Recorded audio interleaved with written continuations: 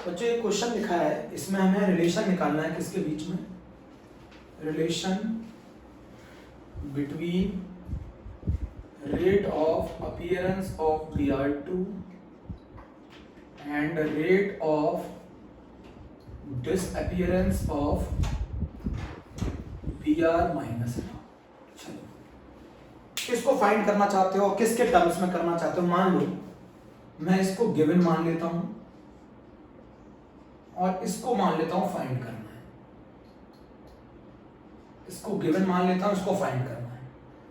जो गिवन होता है उसका एक मोल, जिसे फाइंड करना होता है उसके कितने मोल देता है, वही रिलेशन होता है। जो गिवन होता है उसका एक मोल, जिसको हमें फाइंड करना होता है उसके कितने मोल देता है, वही रिलेशन होता है। तो यहां पर 5 mole of Br minus, 5 mole of Br minus हमें कितने मोल देता है Br2 के, 3 मोल देता है Br2 के। 5 मोल Br माइनस के जब कंज्यूम होंगे तो 3 मोल मिलेगा Br2 के। तो जब 1 मोल Br माइनस कंज्यूम होगा तो कितने मोल मिलेंगे Br2 के, 3/5 मोल ऑफ Br2। बस यही रिलेशन है। तो बताओ rate of appearance of Br2 is equals to 3/5 times of rate of disappearance of Br minus. ये रिलेशन है। ऐसे कर सकते हैं, बट स्कूल लेवल ऐसे नहीं बोलता। ये तो शॉर्टकट ट्रिक है बच्चों, स्कूल लेवल ऐसे नहीं बोलता है, स्कूल लेवल ऐसे नहीं बोलता। ये तो शॉर्टकट ट्रिक है, ये तो ट्रिक है जो मैं करता हूं बच्चों, ये तो ट्रिक है जो मैं करता हूं। सही है, ये तो ट्रिक है। अगर मैं इसको मेथड से करूं तो कैसे करेंगे, देखो इधर मेथड से करें, इसी चीज को मेथड से करते हैं। मेथड से करते हैं तो इसके लिए रेट लिख लो, रेट लिख लो। रेट क्या होगा, रेट होगा minus D Br minus by dt rate of disappearance by divided by 5 stoichiometric coefficient. यही रेट होगा, बोलो यही रेट होगा। Rate of disappearance of Br minus divided by stoichiometric coefficient is equals to plus, product के साथ plus आता है ना, d Br2 by dt divided by stoichiometric coefficient 3।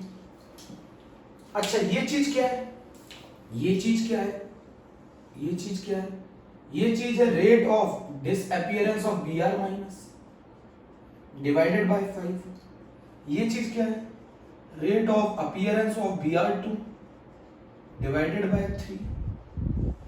Multiply करो तो 3/5 rate of disappearance of Br minus बराबर rate of appearance of Br2।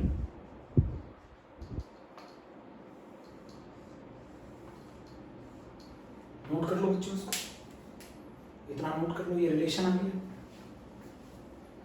अगर आप इसको निकालना चाहते हो तो इधर भेज दीजिए। मतलब इसको आप एक और तरीके से यहाँ पे लिख सकते हैं, ये लिख सकते हैं rate of disappearance of Br minus is equals to 5/3 times of rate of appearance of Br2।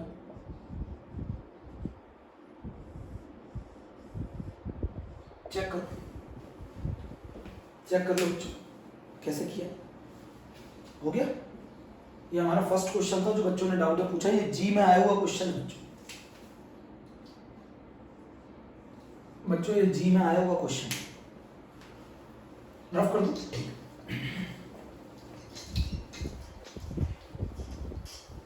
बेटा रेट चाहे Br2 से निकालो चाहे रेट Br माइनस से निकालो, रेट तो सेम आएगा, इसीलिए डिवाइड करते हैं स्टिक्योमेट्रिक कोफिशिएंट से।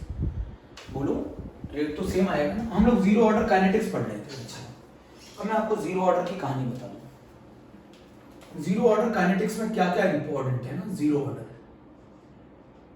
जीरो ऑर्डर में पहली बात तो मान लो अगर एक reaction A changes into B है तो इसके लिए रेट की वैल्यू होगी Ka⁴ है ना। इसका मतलब है जो रेट है वो कंसंट्रेशन पे डिपेंड कर ही नहीं रहा, रेट कंसंट्रेशन पे इंडिपेंडेंट है, K के बराबर होगा। ठीक है, पहला कहानी तो ये है। दूसरी की बात तो ये कि रेट बराबर होगा K के, तो K की जो यूनिट आएगी वो आएगी मोल पर लीटर पर सेकंड। तो ये बात होगी दूसरी, ये बात हो गई दूसरी। जब रेट कंसंट्रेशन पे डिपेंड नहीं कर रहा है तो रेट टाइम पे भी डिपेंड नहीं करेगा। यही मैंने आपको पढ़ाया था, रेट वर्सेस टाइम का ग्राफ भी स्ट्रेट लाइन है। तीन है, ये तीन कहानी होगी। अगर मैं जीरो ऑर्डर के लिए ग्राफ बनाऊं, कंसंट्रेशन ऑफ रिएक्टेंट, आप ए लिख लो, सीटी लिख लो, बच्चों मैं सीटी लिखता हूं, the reactant concentration versus time का ग्राफ बनाऊं तो स्ट्रेट लाइन आएगा। इसका स्लोप आएगा माइनस के, इसका इंटरसेप्ट आएगा C0, टाइम के साथ लीनियरली घटता है। अगर और आपको बता दूं जीरो ऑर्डर रिएक्शन कंप्लीट होती है, ये बराबर हो गया बच्चों tan थीटा, स्लोप बराबर माइनस के बराबर tan थीटा। जीरो ऑर्डर का सबसे इंपॉर्टेंट ग्राफ है, जीरो ऑर्डर का सबसे इंपॉर्टेंट ग्राफ है। कंसंट्रेशन रिएक्टेंट का टाइम के साथ रेगुलरली घटता है, स्लोप बराबर माइनस के बराबर tan थीटा। तो ये concentration of A, concentration of A का मतलब रिएक्टेंट का कंसंट्रेशन टाइम के साथ ये करवाएगा स्ट्रेट लाइन। ये भी आप लोग पढ़ चुके हो। अच्छा, इक्वेशन कौन सी मैंने फॉलो की है, Ct बराबर माइनस का Kt, Ct बराबर माइनस का Kt plus C0 initial concentration. बच्चों बोलो, इसको हमने कंपेयर किया y is equal to mx plus c से, तो इंटरसेप्ट क्या हो गया, इंटरसेप्ट हो गया C0, इंटरसेप्ट हो गया C0, स्लोप हो गया माइनस के। चेक करो, ये कर्व आप लोगों के लिए इंपॉर्टेंट है। रेट कंसंट्रेशन पर डिपेंड नहीं करता है, रेट टाइम पे डिपेंड नहीं करता। Concentration of reactant versus time का कर्व ऐसा है। जीरो ऑर्डर रेट के की यूनिट क्या होगी, मोल पर लीटर पर सेकंड। अगर आपको समझ में आया बच्चों,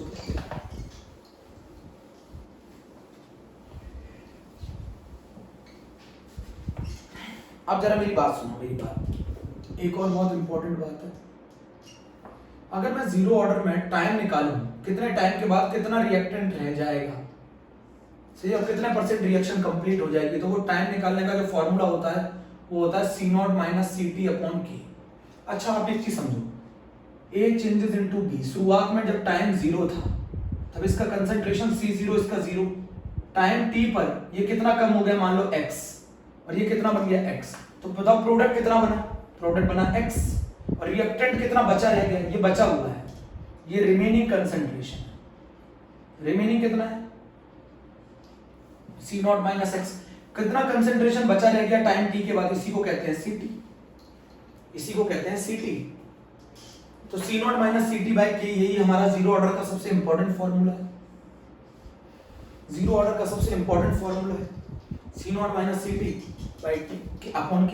ठीक है, अब जरा समझिए, अगर मैं जीरो ऑर्डर के लिए हाफ लाइफ निकालूं, जीरो ऑर्डर के लिए हाफ लाइफ निकालूं, T हाफ निकालूं, T 50% निकालूं, तो इसका मतलब है 50% रिएक्शन कंप्लीट हो चुकी है। 50% मान लो आपने इनिशियल 100 लिया, तो कितना बचा रह जाएगा 50, तो इस टाइम को बोलेंगे T हाफ। आपने इनिशियल C0 लिया, बताओ कितना बचा रह जाएगा C0 बाय 2, जिस टाइम में रह जाएगा उसको बोलेंगे T हाफ।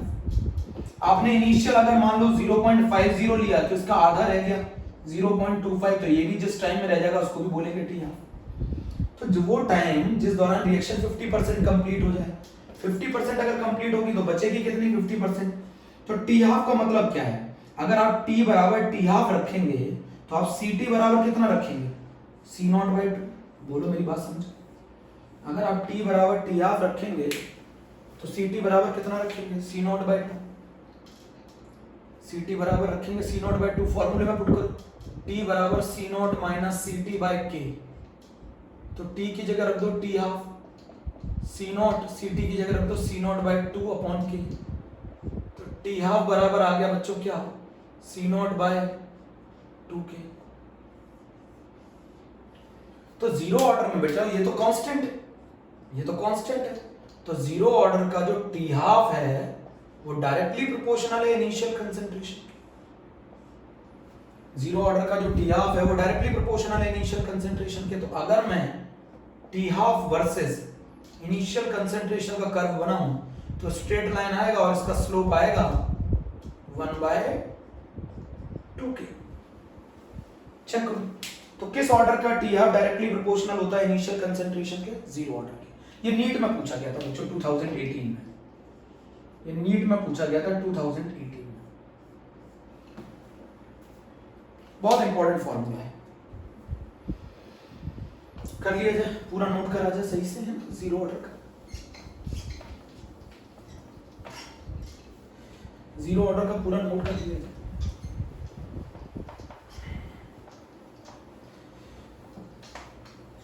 रफ कर दो टी हाफ में, आप जरा जरा देखो। अगर अमाउंट जैसे मान लो ये रहा 100 से 50 रह गया और फिर 50 से 0, बताओ यहाँ 100 से जब 50 रह गया तो कितना खर्च हो गया? 100 से 50 रह गया, कितना खर्च हो गया? 50 खर्च हो गया, 50 कंज्यूम हो गया, यानी दोस्तों 50 कंज्यूम हो गया, 50। अच्छा यहां पर भी कितना कंज्यूम हो गया? यहां पर भी 50 कंज्यूम हो गया। जब अमाउंट जो कंज्यूम हो रहा है वो अगर सेम है तो लगने वाला समय भी सेम होगा। अच्छा 100 से 50 रह जाएगा तो इसे टी हाफ कह सकते हैं। 100 से 50 रह गया ना आधा, तो बताओ कितना टाइम लगेगा? C0/2 के। अगर सेम अमाउंट कंज्यूम हो रहा है तो लगने वाला समय भी सेम होगा, तो यहां पर भी कितना समय लगेगा? C0/2 के। अगर जो अमाउंट कंज्यूम हो रहा है 100 से 50 रह गया, 50 कंज्यूम हो गया, लगने वाला समय C0/2 के। 50 से 0 रह गया तो भी अमाउंट सेम कंज्यूम हो रहा है 50, तो टाइम लगेगा C0/2 के। अच्छा ये तो 100 से 0 रह जाने में कितना समय लगेगा? 100 से 0 रह जाने में लगेगा टाइम 2 टी हाफ। 100 से 0 मतलब 100% कंप्लीशन। 100 से 0 रह जाना 100% कंप्लीशन। 100% कंप्लीशन मतलब CT बराबर 0। CT बराबर 0 रखोगे तो T को T नहीं बोलोगे, T लाइफ टाइम बोलोगे। T को T नहीं बोलोगे, T लाइफ टाइम बोलोगे। लाइफ टाइम वो टाइम है जिस दौरान रिएक्शन कंप्लीट हो जाए। ये वो टाइम है जिसमें रिएक्शन कंप्लीट हो जाए। रिएक्शन कंप्लीट हो गया तो रिएक्टेंट का कंसंट्रेशन कितना रह गया? 0। तो पुट कर दो, तो T की जगह पुट कर दिया लाइफ टाइम, C0 CT की जगह पुट कर दो 0/K, तो T लाइफ टाइम आ गया C0/K। और ये C0/K कितने टी हाफ के बराबर है जरा बताओ? ये C0/K बराबर है 2 टी हाफ। जरा इस चीज को समझ लो, ये भी इंपॉर्टेंट है, जरा समझो। बोलो बच्चों, समझ में आया? 100% कंप्लीशन, बताओ 100% रिएक्शन कितने टाइम में कंप्लीट होगी इसकी?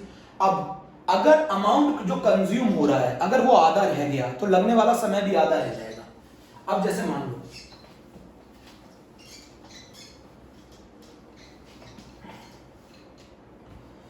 क्वेश्चन ऐसे बोल दे 100 से 90 रह गया 2 मिनट में,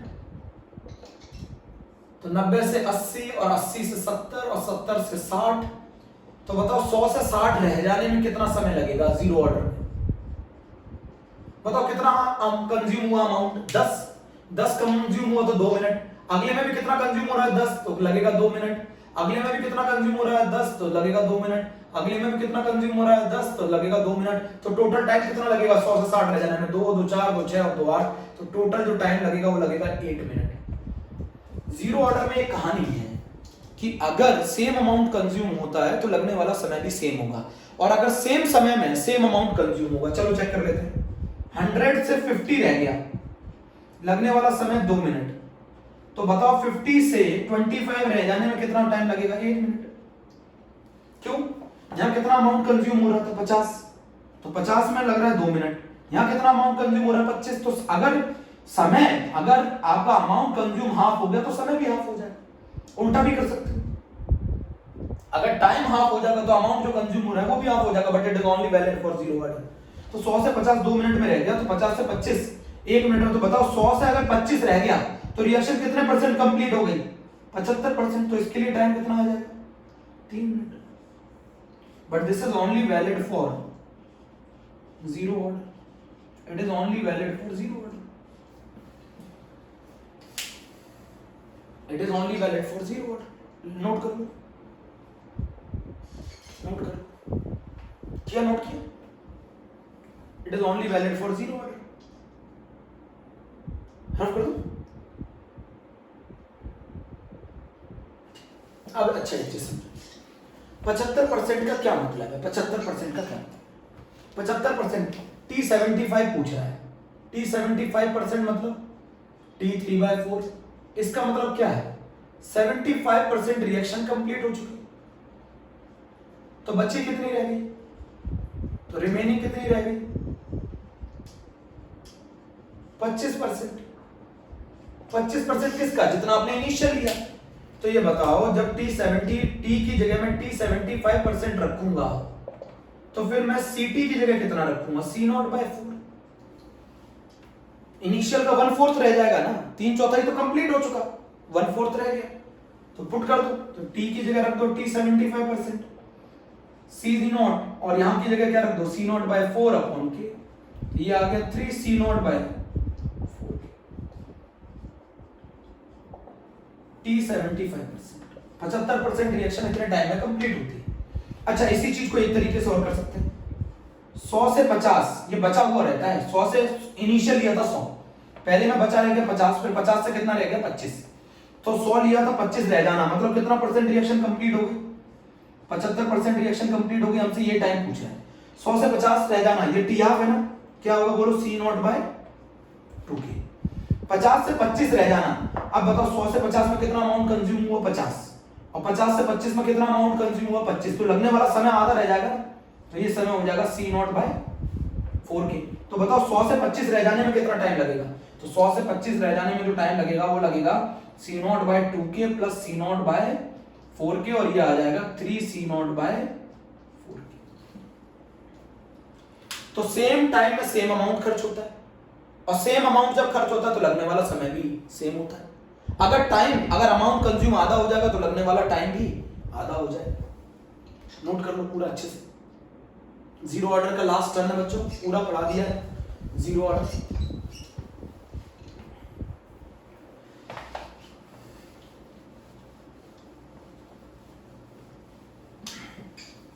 अब बच्चों उधर सुनो, अगर मान लो n a changes into b आ जाए, अभी तो हम लोग जो पढ़ रहे थे उसमें n की वैल्यू 1 थी, कुछ नहीं करना है, जो भी फॉर्मूले हो ना उसमें k के आगे n लगा देना है।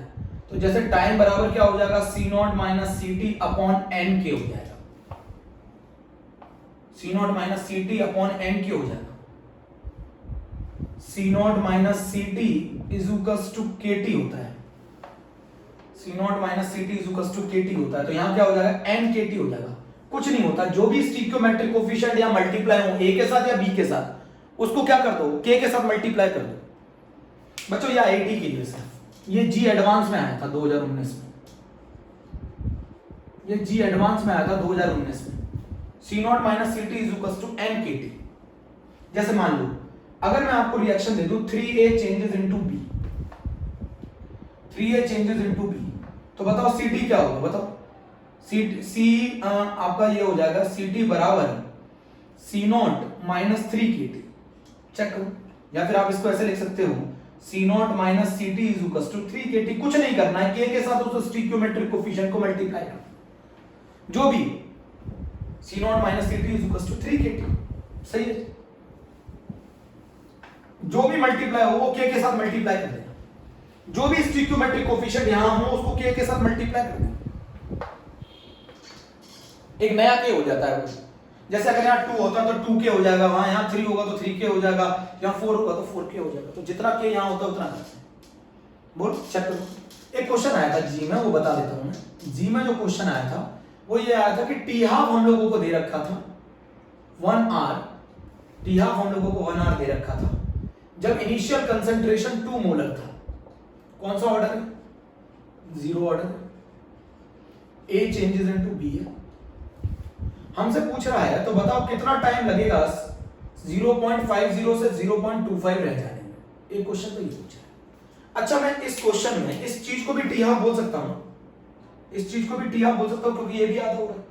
और आपको अच्छी तरह मालूम है कि टी हाफ डायरेक्टली प्रोपोर्शनल होता है इनिशियल कंसंट्रेशन। अब इनिशियल कंसंट्रेशन जब 2 मोलर था तब टाइम था 1 घंटा, 2 मोलर था तब टाइम था 1 घंटा, जब कंसंट्रेशन 2 मोलर था तब टाइम था 1 घंटे। ये कितना इनिशियल का कितना कम है? 1/4 कम है, 1/4 कम है, तो लगने वाला समय भी 1/4 कम होगा। जब टी हाफ जब 1 आवर था, जब आपका कितना था? C0 2 मोलर अपॉन 2k, ठीक है। और अब आप पूछ रहा है टाइम जब इनिशियल कंसंट्रेशन कितना हो गया? 0.5 मोलर अपॉन 2k। ऐसे भी कर सकते हो, ये कैंसिल ये कैंसिल, बताओ कितना आ जाएगा? तो लगने वाला समय जो आ जाएगा वो x की वैल्यू आ जाएगी 0.25 आवर, 0.25 आवर आ जाएगी x की वैल्यू। x की वैल्यू आ जाएगी 0.25 r। ऐसे कर सकते हैं। एक तरीका तो ये हो गया कि भैया अगर इनिशियल कंसंट्रेशन 1/4 हो गया तो लगने वाला समय भी 1/4 हो जाएगा, क्योंकि जीरो ऑर्डर का जो टी ऑफ होता है वो डायरेक्टली प्रोपोर्शनल होता है इनिशियल कंसंट्रेशन। एक तरीका तो ये है, एक तरीका तो ये है। अब एक और तरीका समझ लो, टी हाफ की मदद से के निकालो। तो टी हाफ बराबर क्या होता है जीरो ऑर्डर में, C naught by 2k। T half की वैल्यू कितनी दे रखी है 1 आर, सी नॉट की वैल्यू 2/2k। तो यहां से k निकाल लो, 1 आ जाएगा। k 1 आ गया। टाइम पूछ रहा है जब कंसंट्रेशन कितना से कितना रह गया, 0.50 से 0.25 रह गया, अपॉन k की वैल्यू पुट कर दो 1, तो आंसर आ गया 0.25 आर। ये क्वेश्चन हो गया। तो मैंने दोनों मेथड से कर दिया है, आपको जिससे पसंद हो उससे कर। आईआईटी में आया था क्वेश्चन, ये 2009 में 8 मार्क्स में आया था, 8 मार्क्स का क्वेश्चन आया था। बच्चों जरा कर लो इस क्वेश्चन को, कर लो जल्दी, फटाफट करो बच्चों।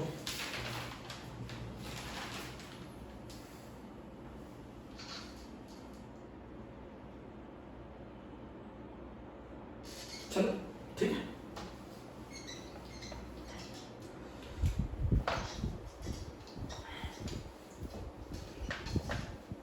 Zero order reaction 2 T half में कंप्लीट हो जाती है। मेरी बात समझ गए।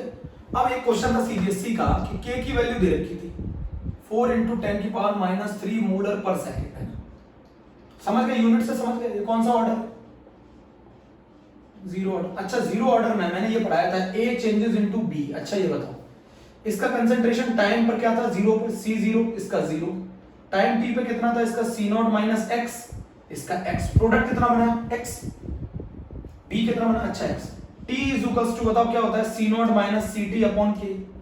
अच्छा t टाइम के बाद कितना कंसंट्रेशन रह गया रिएक्टेंट का, C0 - x/k।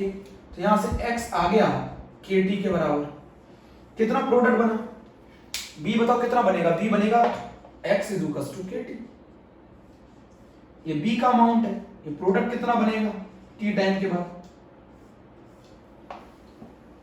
प्रोडक्ट कितना बनेगा t टाइम के बाद, ये पूछ लेते हैं। इसमें भी क्वेश्चन आया है k की वैल्यू 4 × 10⁻³ मोलर पर सेकंड है। पूछ रहा है कितना टाइम लगेगा जब कंसंट्रेशन 0.1 मोलर से 0.064 मोलर रह जाएगा, 0.1 मोलर से 0.064 मोलर रह जाएगा। k मिल गया, बहुत आसान है। टाइम का क्या फॉर्मूला होता है जीरो ऑर्डर में, C0 - Ct/k। तो टाइम कितना दे रखा है 4, टाइम निकालना है, टाइम निकालना है। C0 कितना दे रखा है 0.1, 0.064 अपॉन 4 × 10⁻³ ठीक है। बताओ ये कितना आ जाएगा, 9 सेकंड आ जाएगा। आंसर आ गया, टाइम 9 सेकंड आ जाएगा। खत्म हो गई कहानी जीरो ऑर्डर की, जीरो ऑर्डर की कहानी खत्म हो गई बच्चों। रफ कर दो, ठीक है।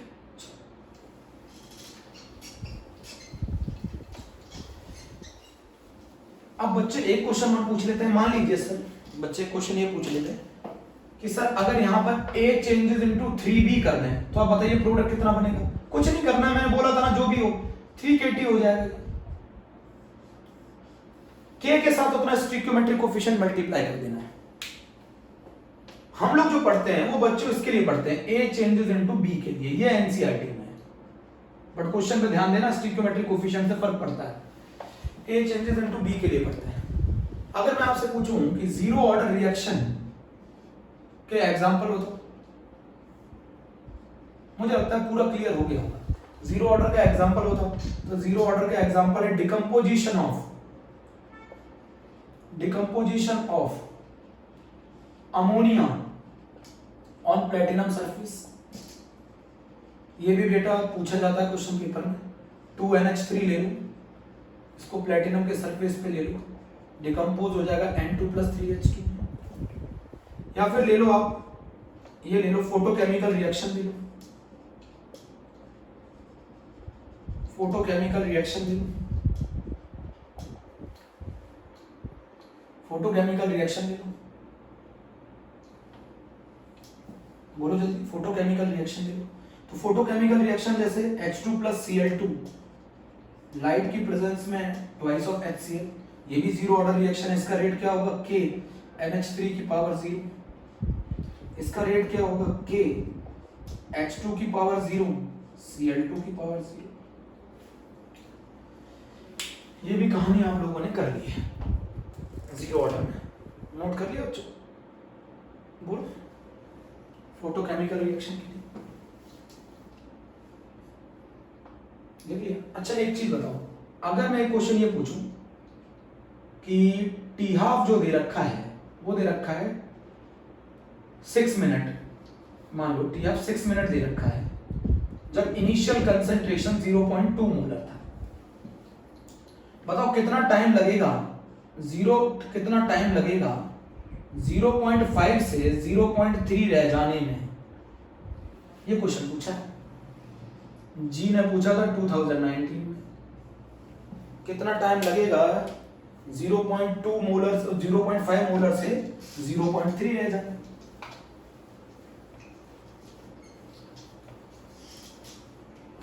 अच्छा ये बताओ, टी हाफ 6 मिनट है तो के कितना होगा? के होगा C naught by T half होता है ना, टी हाफ बराबर C नॉट बाय 2K। तो K बराबर क्या आ गया C naught by 2 T half. C naught कितना दे रखा है 0.2, टी हाफ की वैल्यू कितनी दे रखी है 6, तो K की वैल्यू आ गई 0.2/12 है ना। टाइम पूछ रहा है वो होगा 0.5 माइनस 0.3, 0.5 माइनस 0. सॉरी बच्चों यहाँ पे 0.2 है। टाइम बराबर होगा 0.5 minus 0.2 divide upon K। K की वैल्यू कितनी है 0.2 डिवाइडेड बाय 12, तो ये कितना आ गया 0.3 अपॉन 0.2 इंटू 12, तो ये आ गया 18 मिनट। ये क्वेश्चन है जी में 2019। फिर से वो क्वेश्चन करा दिए बच्चों। यहाँ पर जीरो ऑर्डर बच्चों कंप्लीट, जीरो ऑर्डर यहाँ पर कंप्लीट हो गया है, कंप्लीट जीरो ऑर्डर बच्चों, जीरो ऑर्डर कंप्लीट। तो जीरो ऑर्डर कंप्लीट हो गया। 2-3 चीजों की रिक्वायरमेंट होती है जीरो ऑर्डर के लिए, सही से जीरो ऑर्डर के लिए 2-3 चीजों की रिक्वायरमेंट होती है। जैसे जीरो ऑर्डर में के कितना होता है मोल पर लीटर पर सेकेंड। जीरो ऑर्डर में रेट इंडिपेंडेंट ऑफ कंसंट्रेशन, कितने पॉइंट हो गए 1 2। और इसके बाद थर्ड जीरो ऑर्डर का टी निकालने का formula C naught minus CT upon K। Zero order का टी हाफ निकालने का formula C naught by 2K। T half जो जीरो ऑर्डर का होता है वो डायरेक्टली प्रोपोर्शनल होता है इनिशियल कंसंट्रेशन के। जीरो ऑर्डर का 3/4 is equals to 3 C naught bye 4K। ये हो गया।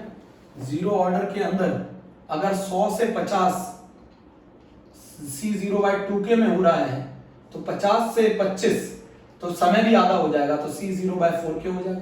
तो बताओ 100 से 25 रह जाने में कितना समय लगेगा? तो ये टाइम हो जाएगा T 75% और ये हो जाएगा 3C0/4K। बोलो। अच्छा 100 से 50 और 50 से 0 सेम अमाउंट खर्च हो रहा है, और अगर सेम अमाउंट कंज्यूम होगा तो 100 से 50 में कितना टाइम लगा C0/2K, और 50 से 0 में भी कितना लगेगा C0/2K। तो 100 से 0 में कितना टाइम लगेगा, इसी को कहते हैं टी लाइफ टाइम, और ये हो जाएगा C0/2K इंटू 2। तो इसको कह सकते हैं 2 इंटू टी हाफ। तो 2 टी हाफ में जीरो ऑर्डर रिएक्शन कंप्लीट हो जाती है। 2 टी हाफ में जीरो ऑर्डर रिएक्शन कंप्लीट हो जाती है। टी लाइफ टाइम का एक और मतलब, टी की जगह अगर टी लाइफ टाइम रखूंगा तो CT की जगह मैं क्या रखूंगा 0। अच्छा प्रोडक्ट कितना बनेगा, यहाँ पे मैं प्रोडक्ट बता देता हूँ। प्रोडक्ट कितना बनेगा, ए बी कितना बनेगा, तो x बराबर KT, ये बनेगा B, x बराबर KT बच्चों, ये बनेगा B। खत्म हो गई कहानी, x बराबर KT। ठीक है, तो ये जीरो ऑर्डर की कहानी हो गई। अब इस जीरो ऑर्डर में ये तो हो गए फॉर्मूले पढ़ लिए, आप लोगों ने फॉर्मूले पढ़ लिए, फॉर्मूले पढ़ लिए, सारे रिवाइज करा दिए। अगर मान लो वो 3A चेंजेस इनटू B कर देता तो कुछ नहीं करना, C naught minus CT is equals to K के साथ मल्टीप्लाई कर दो उसको, तो ये हो जाता 3KT। C naught minus C T is equal to 3 kT हो जाता। जितना स्टिक्योमेट्रिक कोफिशिएंट मल्टीप्लाई किया जाता है वही होता है के के साथ। ये भी कहानी होगी, बट सबसे ज्यादा इंपॉर्टेंट कहानी ये है कि सी टी वर्सेस टी का जो ग्राफ होता है वो स्ट्रेट लाइन होता है और जीरो ऑर्डर रिएक्शन कंप्लीट हो जाती है जिस टाइम पर, उस टाइम को कहते हैं टी लाइफ टाइम। और इसका जो इंटरसेप्ट है वो c0 है, इसका जो स्लोप है वो माइनस की है और ये बराबर है tan थीटा। और जीरो ऑर्डर में एक और चीज, टी हाफ जो होता है वो इनिशियल कंसेंट्रेशन के डायरेक्टली प्रोपोर्शनल। यहाँ पे बच्चों zero order complete zero order मैंने आपको बता दिया है। ओके, थैंक यू बच्चों।